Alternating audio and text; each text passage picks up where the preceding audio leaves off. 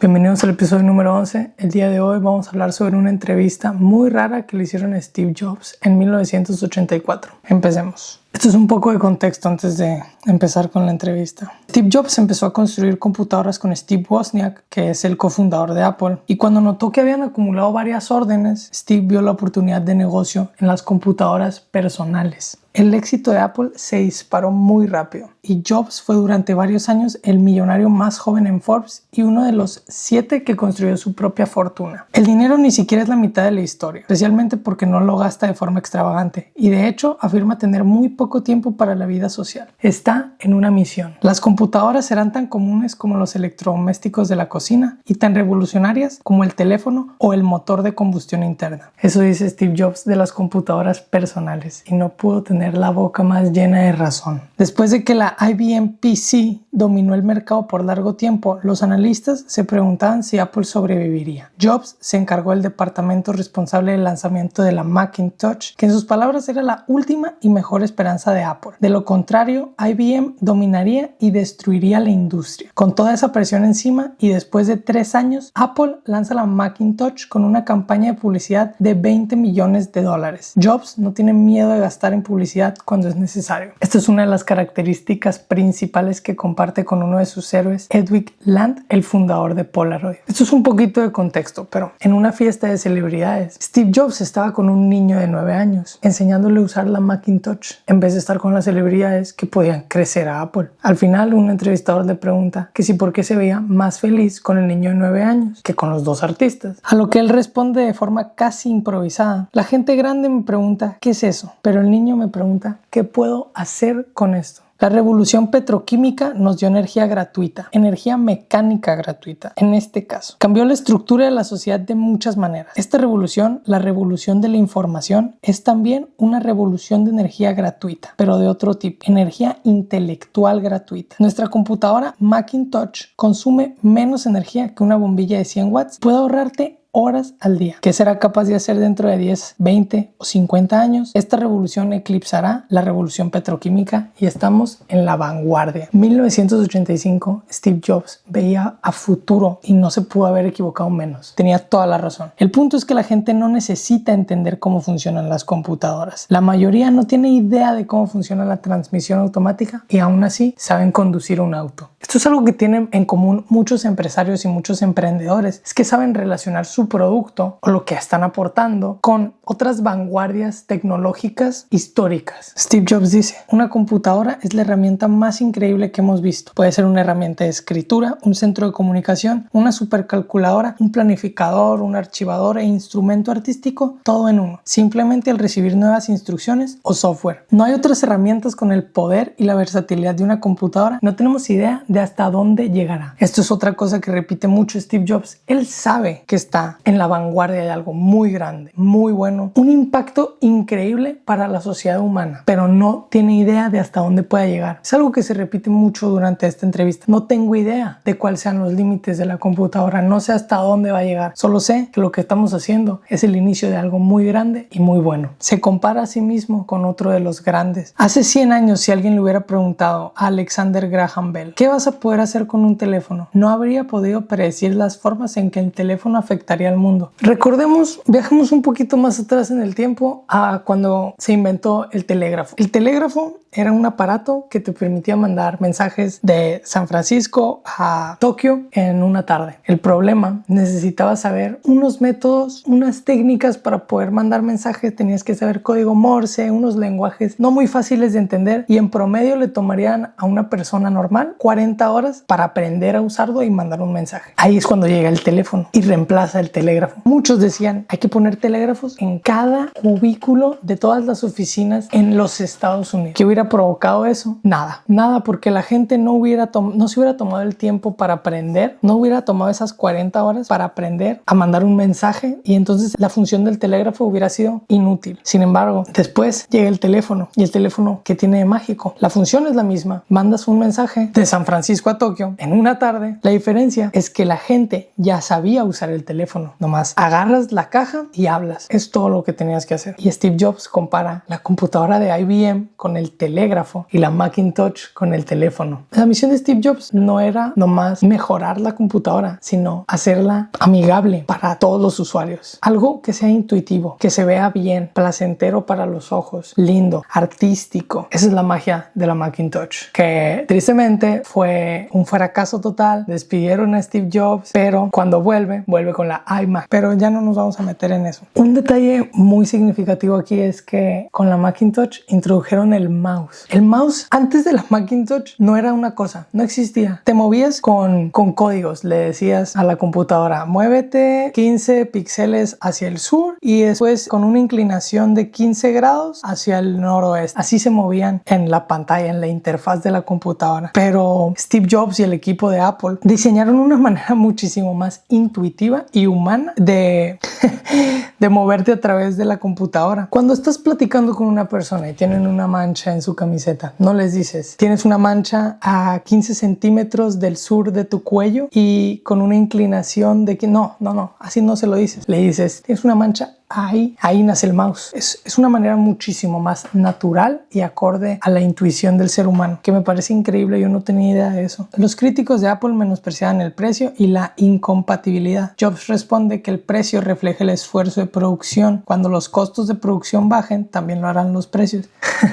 Me da mucha risa eso porque los precios de Apple siguen siendo tema de conversación hasta la fecha. Y desde que salieron los primeros productos de Apple, la gente decía que estaban sobrevalorados. Dicen el entrevistador, uno de los expertos en el campo dice que para que esta industria prospere y beneficie al consumidor debe imponerse un único estándar, refiriéndose a que los dispositivos de IBM y Apple, que son los que más predominaban en el momento, no eran compatibles. Jobs dice, eso simplemente no es cierto. Insistir en que necesitamos un único estándar ahora es como decir que se necesitaba un solo estándar para automóviles en 1920. Y si hubiesen pensado así, no habríamos tenido innovaciones como la transmisión automática, dirección asistida y suspensión independiente. Lo último que queremos es congelar la tecnología. Esa es otra referencia histórica. Compara a la Mac con los automóviles y cómo no existía la compatibilidad universal entre automóviles en 1920. ¿Por qué tendría que ser así en el caso de las computadoras? Más adelante menciona que si fuera de esa manera, IBM lo único que tendría que hacer es destrozar o actualizar sus productos para que los que son compatibles y son competencia más abajo que ellos, simplemente te adelantas mucho para que los demás no te puedan alcanzar y te quedas con un monopolio. Y de eso no se trata. La competitividad, además de que impulsa los mejores precios, impulsa innovaciones tecnológicas. Y Jobs lo sabía eso muy bien. Tenía toda la razón. El entrevistador dice, ¿se necesita estar loco para crear cosas increíblemente buenas? A lo que Jobs responde, en realidad crear un producto increíble tiene mucho que ver con el proceso. Cómo aprendes, adoptas nuevas ideas y descartas las viejas. Pero sí, la gente que hizo la Mac estaba al límite. Creemos que la Mac venderá millones, pero no la construimos para nadie más. La construimos para nosotros mismos. Solo queríamos hacer lo mejor que podíamos hacer. Eso es una característica muy común de todos los artistas. Los mejores artistas crean para ellos mismos. Al público le gusta, pero los verdaderos artistas no crean con la idea de complacer al público, sino con complacerse a sí mismos. Esa es una característica que tienen los artistas y Jobs es un artista, entonces comparte eso. Critica a IBM por solo centrarse en vender y no en innovar o crear, solo en ganar dinero. Jobs dice que las empresas, cuando se vuelven multimillonarias, tienden a perder visión y pasión. Acaban encerrando a la gente en estructuras donde el mérito individual es regañado en lugar de ser compensado. Esas mentes curiosas terminan yéndose y tu empresa se vuelve mediocre. Lo sé porque así se construyó Apple. Somos una compañía tipo Ellis Island hecha de refugiados de otras empresas. Mentes brillantes que eran vistas como problemáticas. Habla de Edwin Land. El doctor Edwin Land era un problemático. Abandonó Harvard y fundó Polaroid. No solo fue uno de los grandes inventores de nuestro tiempo, sino que más importante aún, vio la intersección entre el arte, la ciencia y los negocios. Construyó una organización para reflejar eso. Polaroid lo logró por algunos años, pero luego le pidieron al Dr. Land que saliera de su propia empresa, lo que es una de las cosas más tontas que he escuchado.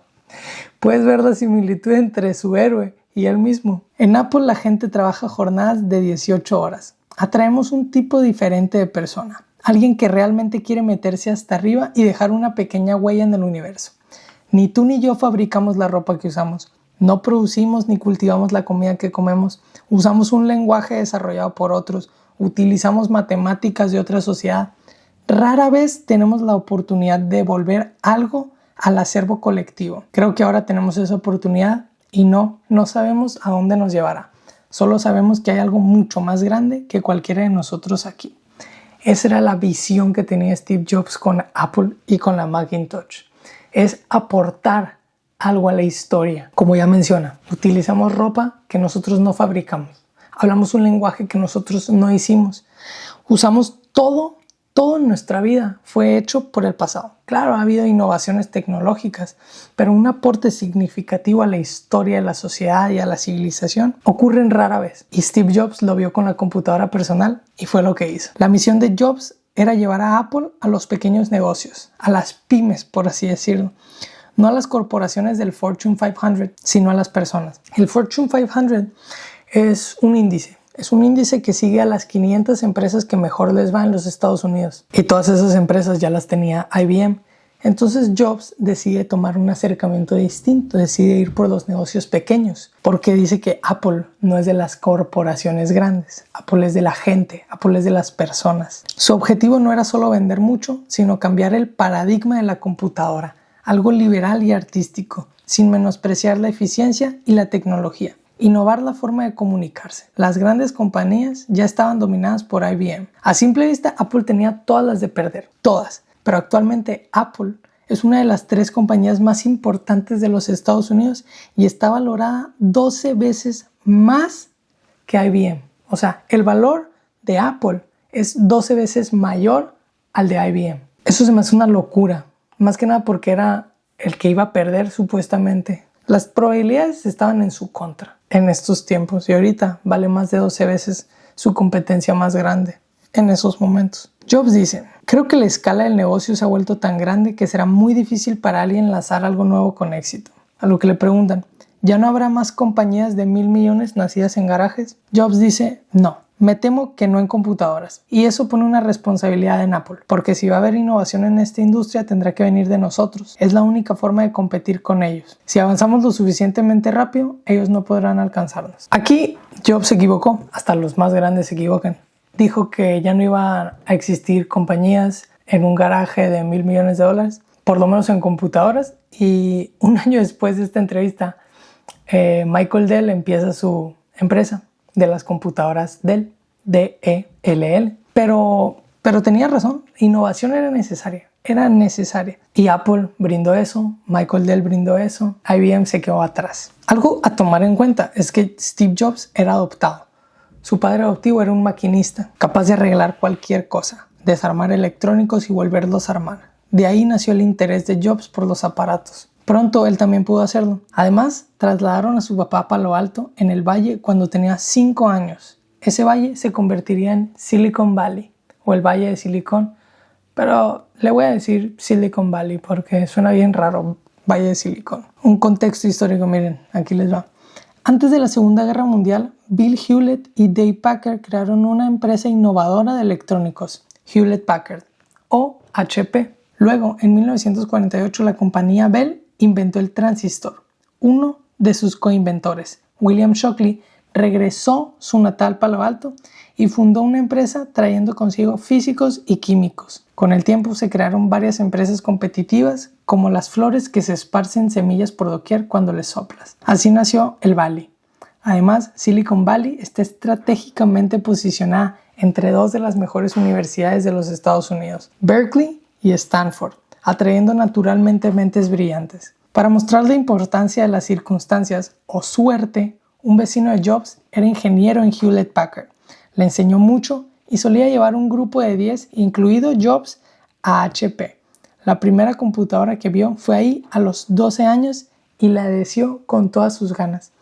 O sea, Steve Jobs tuvo su primer contacto con una computadora a los 12 años. Antes de Mac y de las computadoras personales, tener acceso a una computadora era dificilísimo, era nomás para las compañías grandes. Olvídate de tener en escuelas, en tu casa, no existía eso. Pero Ya con este contexto, ya pueden ver que lo de Jobs fue una combinación de pasión con suerte. Luego, el entrevistador le pregunta a Jobs, después te fuiste a trabajar a Hewlett Packard. ¿Cómo ocurrió eso? A lo que Jobs responde, cuando tenía 12 o 13 años quería construir algo y necesitaba piezas. Así que levanté el teléfono y le llamé a Bill Hewlett, el cofundador de HP. Su número estaba en la guía telefónica de Palo Alto. Contestó y fue muy amable. Habló conmigo como 20 minutos. No me conocía, pero terminó dándome algunas piezas y consiguió que trabajara ese verano en Hewlett Packard, ensamblando contadores de frecuencia. Ensamblar puede sonar fuerte. Yo solo ponía tornillos, no importaba. Estaba en el paraíso. A los 12 años consiguió un trabajo de verano en Hewlett Packard, que era como en su momento fue Apple. Algo que Jobs menciona más adelante es que Jobs no tenía miedo de pedir ayuda. Como te das cuenta, le pedía ayuda a su vecino, que era el que lo ayudaba y le enseñaba, incluso lo llevaba a las oficinas de Hewlett Packard, donde aprendió muchísimo y vio la primera computadora en su vida. Le llamó al cofundador de Hewlett Packard y le dijo, oye, quiero construir algo, ¿me puedes conseguir estas piezas? Y además de que le consiguió las piezas, le dio trabajo de verano a los 12 años. O sea, no tengan miedo de pedir ayuda. Steve Jobs dice, no existe una sola persona que haya llamado y le haya pedido ayuda que no me quiera ayudar. Eso dijo. Entonces, a veces es más el miedo de pedir ayuda lo que nos detiene de recibirla. Jobs dice más adelante, me expulsaron del colegio unas cuantas veces. A lo que le preguntan, ¿si lo fue o alguna vez fuiste? ¿Eras nerd de computadoras? Jobs dice, no, pertenecía completamente a ningún mundo por mucho tiempo. Había muchas otras cosas pasando. Entre segundo y tercer año me emborraché por primera vez. Descubrí a Shakespeare, a Dylan Thomas y todo ese rollo clásico. Leía Moby Dick y volví como junior tomando clases de escritura creativa. Cuando fui senior, conseguí permiso para pasar la mitad de mi tiempo en Stanford tomando clases. Después de Reed College, volví al Valle, a Silicon Valley. Quería viajar, así que conseguí un trabajo casual en Atari. Atari era la empresa de videojuegos de antes, era como Nintendo. Entonces, Steve Jobs nunca fue un prodigio de las computadoras, un prodigio de la programación, un prodigio matemático. Nunca fue un prodigio académico, si se dan cuenta. Se emborrachó sus primeros años, después conoció la poesía, el arte. En uno de esos tiempos tomó un curso de serigrafía, de caligrafía más bien, donde le enseñaron los distintos tipos de tipografías, fuentes. Más adelante eso le ayudó para el diseño y desarrollo de la Mac. Eso es una coincidencia, suerte, como le quieras llamar. Ahora, en su trabajo en Atari, mientras él trabajaba, él dejaba que Steve Wozniak, el cofundador, él dejaba que Woz jugara un juego de carreras. Y una vez estaba atascado y Woz lo ayudó. Así nació la Apple I. Solo era una placa de circuitos sin transformador, sin teclado, nada. Básicamente era para los apasionados de las computadoras. Comenzaron a venderla y ahí vieron la oportunidad de negocio. Recaudaron $95,000 y eventualmente nació la Apple II, que fue la catalizadora de la revolución de computadoras. Woz quería la Apple II para uso propio, mientras que Jobs quería fundar una compañía. Por eso la gente no conoce a Wozniak, que fue una pieza fundamental en el nacimiento de Apple. Pero él no le importaba crear una compañía, él solo quería la Apple II para uso propio y él estaba obsesionado con la Apple II. No quería innovar. Hubo conflictos con Steve Jobs, siempre fueron muy amigos y Steve Jobs dice que siempre lo va a querer a pesar de todo. Fueron muy buenos amigos, pero por eso la gente no conoce tanto a Steve Wozniak, porque él no tenía la visión de Steve Jobs, no compartían esa visión, esa ambición y esa pasión. Si te fijas, Steve Jobs no es un genio en crear computadoras, él no hace el software, él no diseña, él es como se podría llamar un director creativo y él lo compara con una orquesta. Los músicos tocan instrumentos, pero los conductores tocan la orquesta, ¿entienden? Steve Jobs era un conductor. Steve Wozniak era el mejor tocando el piano, pero Steve Jobs dirigía la orquesta. Él conectaba los violines con las trompetas, con las flautas, con el cello. Ese era el trabajo de Steve Jobs, ser conductor. Lo que destacó de la Apple II es que era un producto listo, no solo una placa de circuitos, sino una computadora que podías usar. Antes de eso, las computadoras eran exclusivas para las corporaciones, difíciles de usar y antiintuitivas. Hicieron $200,000 cuando seguían en el garaje en 1976. 7 millones en el 77, 18 millones en el 78, 49 millones en 1979, 117 millones en 1980, 335 millones en el 81, 583 millones en el 82, 985 millones en el 83 y ese año, 1984, llegarían a 1.500 millones. Así de exponencial fue el crecimiento de Apple. Unos dirían que fue de la noche a la mañana, pero no es así. Steve Jobs para 1984, donde las ganancias esperadas eran de 1.500 millones, ya llevaba 10 años en el negocio, ya llevaba 10 años con Apple, que para él era larguísimo. Él dice que nunca había estado más de 6 meses en algo. Entonces, todo ese crecimiento vino de la Apple II. Y aquí fue cuando llegó el conflicto de la Macintosh y por lo que despidieron a Steve Jobs más adelante. Steve Jobs quería gastar más dinero en la Macintosh, pero ¿de dónde iban a sacar ese dinero? De la Apple II. Entonces, Steve Jobs quería parar la producción de la Apple II y usar ese dinero para la Macintosh. Pero la Macintosh no aseguraba ventas y lo único que estaba pagando todas las cuentas de Apple era la Apple II.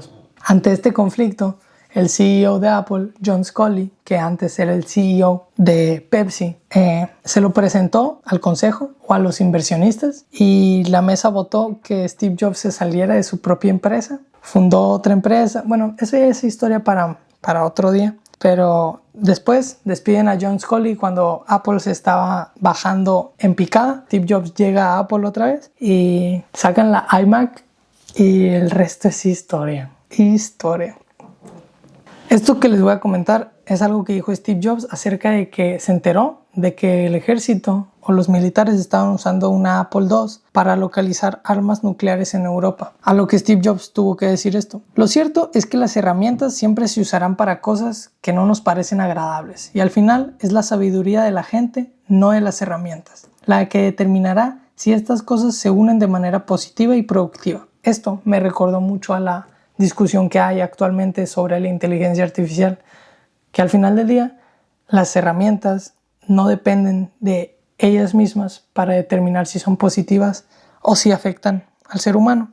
Con el tema de la inteligencia artificial es un poco más complicado porque si llegamos a un punto en el que podemos crear una inteligencia artificial que pueda pensar por sí misma, pues es mucho más distinto, ya no es una herramienta, sino que es una entidad, se podría decir. Pero me recordó mucho a ese dilema. Steve Jobs sigue diciendo, verás más perfección de eso, la computadora como sirviente, pero lo siguiente será la computadora como guía o agente. Esto significa que hará más en anticipar lo que queremos y hacerlo por nosotros, notando conexiones y patrones en lo que hacemos, preguntándose si esto es algo que queremos hacer regularmente.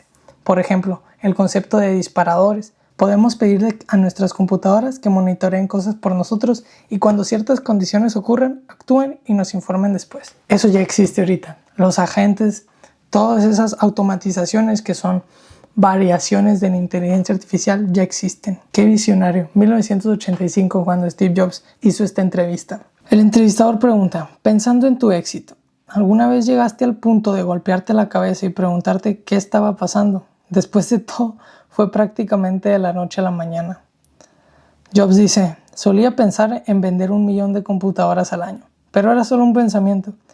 Cuando sucede en realidad es totalmente diferente. Y fue, santo cielo, esto realmente es verdad. Pero lo difícil de explicar es que esto no se siente como algo de la noche a la mañana. El próximo año será mi 10º año. Nunca había hecho nada por más de 1 año en mi vida. 6 meses era mucho tiempo cuando empecé Apple. Así que esto ha sido mi vida desde que fui un adulto. Cada año ha sido tan intenso con problemas, triunfos, aprendizajes y vivencias humanas, que 1 año en Apple es una vida, y esto han sido 10 vidas. Jobs dice, hay un viejo dicho hindú que me viene a la mente ocasionalmente. Jobs responde con esta respuesta a una pregunta que le hizo el entrevistador, preguntándole de su futuro, cómo se ve en los siguientes 30 años, hasta dónde piensa llegar. Lo triste de esto es que Steve Jobs no sabía que iba a fallecer a temprana edad, pero responde con esto. Hay un viejo dicho hindú que me viene a la mente ocasionalmente. Durante los primeros 30 años de tu vida, tú haces tus hábitos. Durante los últimos 30 años de tu vida, tus hábitos te hacen a ti. Como voy a cumplir 30 en febrero, ese pensamiento ha cruzado por mi mente. ¡Wow! Muy cierto. Steve Jobs vivió hasta los 54 años, si no me equivoco, y es una máquina. Steve Jobs es un genio, totalmente, en toda la definición de su palabra. Lo esencial para recordar sobre mí es que todavía soy un estudiante, todavía estoy en un campamento. Si alguien está leyendo esto, alguno de mis pensamientos, ténganlo en cuenta. No se lo tomen demasiado en serio. Si quieres vivir creativamente como un artista, no puedes mirar demasiado hacia atrás.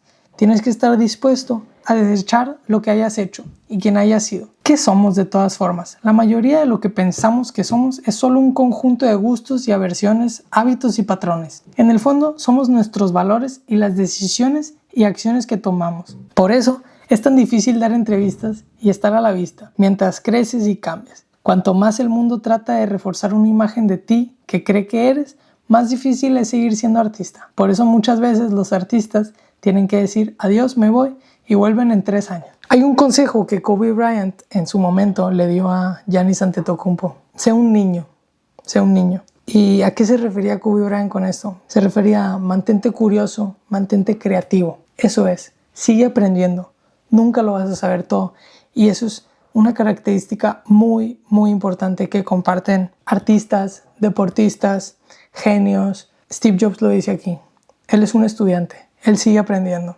Steve Jobs nos dice lo mismo que Kobe Bryant. Sean niños, sean estudiantes, sigan aprendiendo, sean creativos, que no conozcan los límites. Los niños no conocen los límites y es algo muy bello de ser niño. Esa es la recomendación de Steve Jobs para todos en general. Nunca lo vas a saber todo, nunca pienses que lo sabes todo. Para terminar, Steve Jobs en un momento de la entrevista menciona: los seres humanos somos usuarios de herramientas. Lo realmente increíble de un libro es que puedes leer lo que escribió Aristóteles. No necesitas la interpretación de un profesor.